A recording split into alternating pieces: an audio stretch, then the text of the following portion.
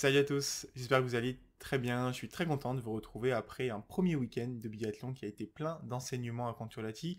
Et surtout, je vous retrouve pour le début d'une longue série qui va durer tout l'hiver et qui va s'appeler le 5 sur 5. L'idée, ça va être bien sûr de revenir sur les principaux enseignements de chaque week-end de compétition.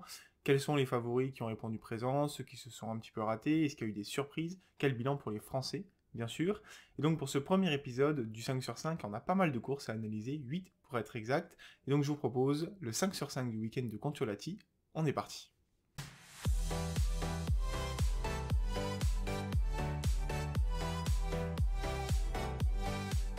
Et on commence par la première balle de ce tir qui va aller en direction de l'Allemagne qui réalise un très très bon début de saison et pas forcément des athlètes qu'on attendait.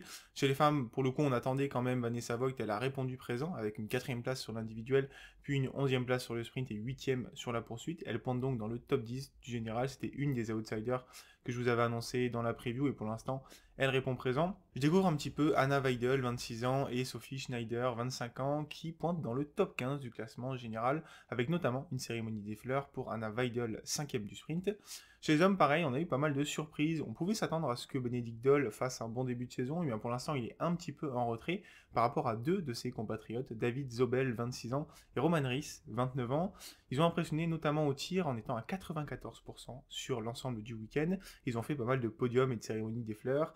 David Zobel, il fait 3ème de l'individuel, et Roman Ries, surtout, il fait 4ème de l'individuel, 3ème du sprint, un petit podium, et 5ème de la poursuite, si bien qu'il pointe à la 3ème place du général.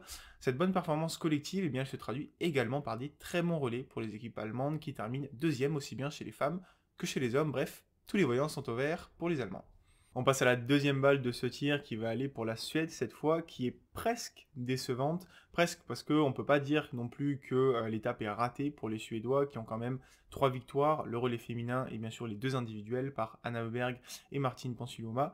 Mais quand on sait que le site de Contiolati est à peu près à la même altitude qu'Östersund et qu'on voyait les performances des Suédois en début de saison dernière sur les 2 étapes d'Östersund, on pouvait s'attendre à une domination plus importante de cette équipe suédoise et finalement en dehors des individuels, eh bien ils n'ont pas si bien performé que ça. D'abord chez les hommes, Sébastien Samuelsson qui avait remporté notamment 2 courses en début de saison dernière, a pas si bien performé, il arrache quand même 2 quatrièmes places donc c'est intéressant, il est toujours placé au classement général, mais on pouvait s'attendre à ce qu'il monte au moins sur le podium une fois. Pour Martine Ponsiluoma, après sa première victoire, eh bien c'est la dégringolade, 13ème du sprint puis 36ème de la poursuite, si bien que chez les hommes, eh bien, le relais s'est même pas très bien passé, puisqu'il termine assez loin de la victoire à la 10ème place. Chez les femmes, on pouvait s'attendre à une grosse domination d'Elvira Öberg, et sur les skis, elle a eu lieu, elle est largement devant tout le monde sur les skis.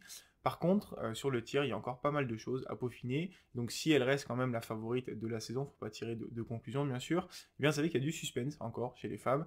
Elle a notamment sauvé une belle 3ème place sur la poursuite, où elle arrache le premier podium de sa saison.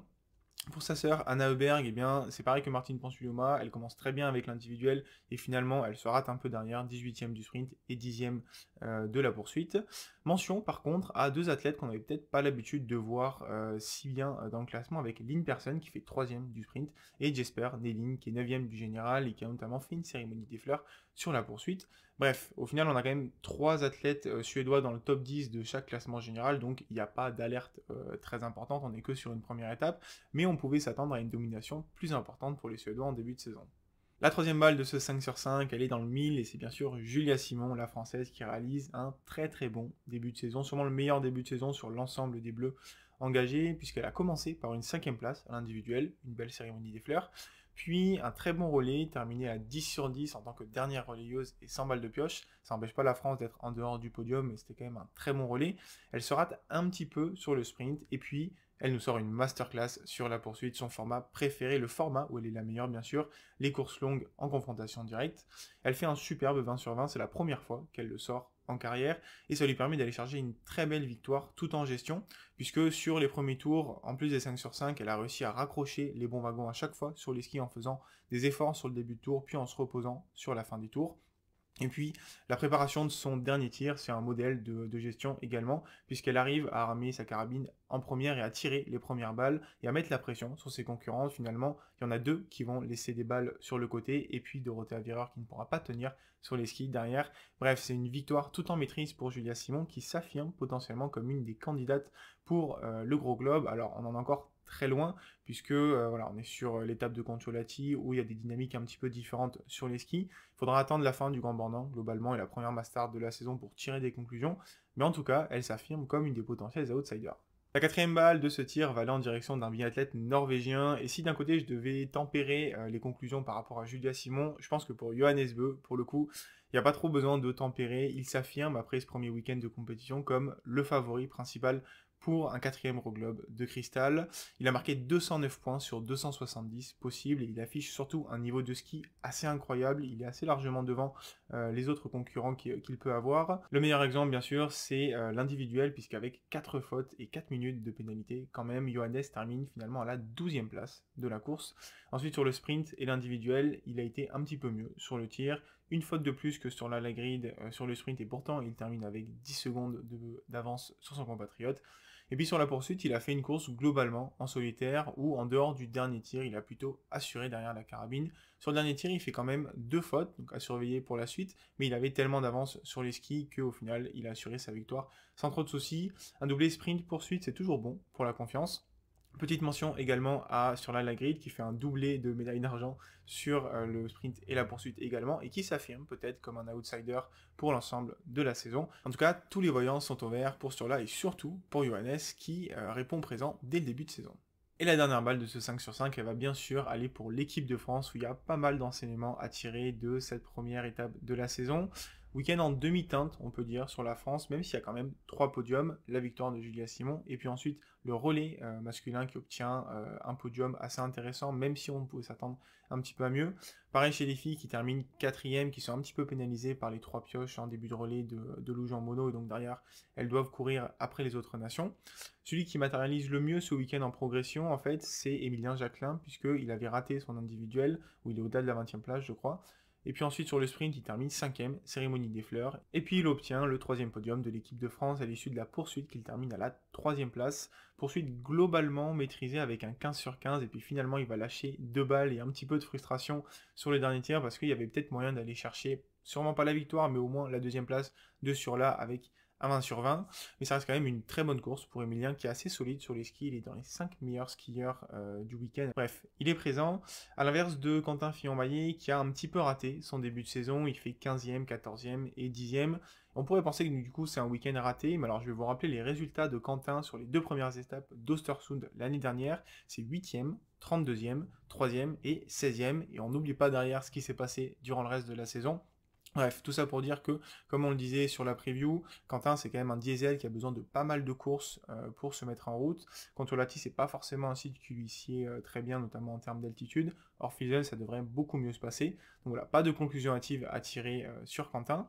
Quelques conclusions sur les petits jeunes aussi, puisque Eric Perrault et Emilien Claude ont participé aux 3 courses, ils se sont qualifiés pour la poursuite, et notamment Eric Perrault qui a marqué des points sur les 3 courses, donc voilà, très bon début de saison pour les 2 petits jeunes. Fabien Claude aussi réalise un bon début de saison, 9e de l'individuel, puis 7e de la poursuite également. Il est bien en place, pour l'instant pas de podium à l'horizon, mais en tout cas un beau top 15 au général. Si on parle un petit peu des filles, bien sûr, mention à Caroline Colombo qui réalise une très belle course sur la poursuite et qui vient chercher une magnifique cérémonie des fleurs, 6e au final. Très bonne première semaine de Coupe du Monde aussi pour Louge en mono qui vient chercher une 12e place notamment sur l'individuel et une 24e place au général. Elle tire à 92% sur le week-end, voilà, son tir c'est sa force. Et surtout, énorme semaine pour Sophie Chauveau qui découvrait la Coupe du Monde grâce à la victoire en IBU Cup de Louge en mono la saison dernière. Et Sophie, eh bien, elle a saisi sa chance puisqu'elle marque 33 points sur le week-end avec notamment un top 20 sur la poursuite et une superbe course. Voilà, énormément d'expérience prise par Sophie.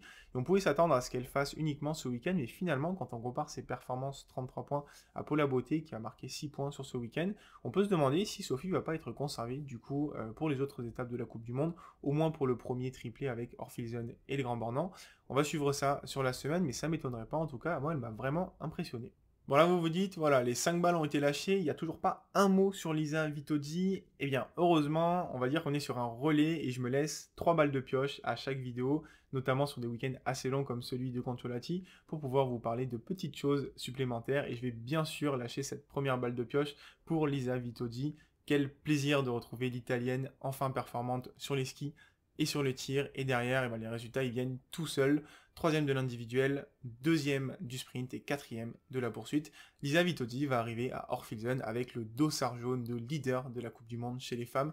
Qui l'aurait cru à la fin de la saison dernière, tant elle était en galère sur son tir et notamment son tir couché.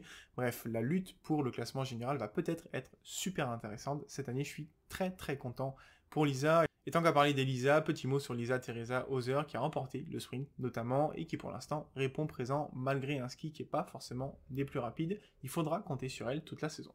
Et on termine avec une deuxième balle de pioche pour les deux surprises de week-end. D'abord la Canadienne Emma Lunder, 31 ans et 8e du général. Ce matin, assez solide au tir, elle a fait 4e du sprint et 5e de la poursuite. Elle a notamment disputé le 4e tir pour la victoire à la fin de la poursuite. Malheureusement, elle a lâché une balle suite à la vitesse de tir assez impressionnante de Julia Simon, mais ça reste un excellent week-end pour la Canadienne.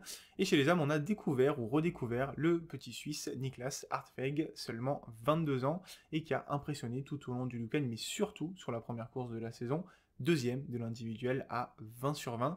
Il a confirmé ensuite avec deux top 20, 16e du sprint et 17e de la poursuite, et donc ce matin, lundi, il est 6e du classement général, à voir si c'était un coup d'éclat ou s'il va rentrer dans le rang sur la saison. En tout cas, il est à suivre ce jeune Suisse, seulement 22 ans. Et donc je vais m'arrêter là pour ce premier 5 sur 5 de la saison avec 2 balles de pioche supplémentaires. Je vous ai pas parlé d'IBU Cup parce que voilà, le week-end a été très dense en biathlon, mais promis pour le deuxième épisode, on parlera un petit peu d'IBU Cup. J'espère que ce format vous aura plu. Si c'est le cas, n'hésitez pas à me le dire en commentaire, likez la vidéo, la partager. Évidemment, n'hésitez pas à me dire en commentaire aussi s'il y a d'autres enseignements que vous avez tirés de ce début de saison. Je vais terminer avec une question pour vous. Qu'est-ce que vous pensez de ce premier week-end de biathlon pour l'équipe de France? Est-ce qu'il est décevant ou est-ce qu'il répondait à peu près à vos attentes? Répondez-moi en commentaire et je vous dis à très bientôt pour parler biathlon. Ciao tout le monde.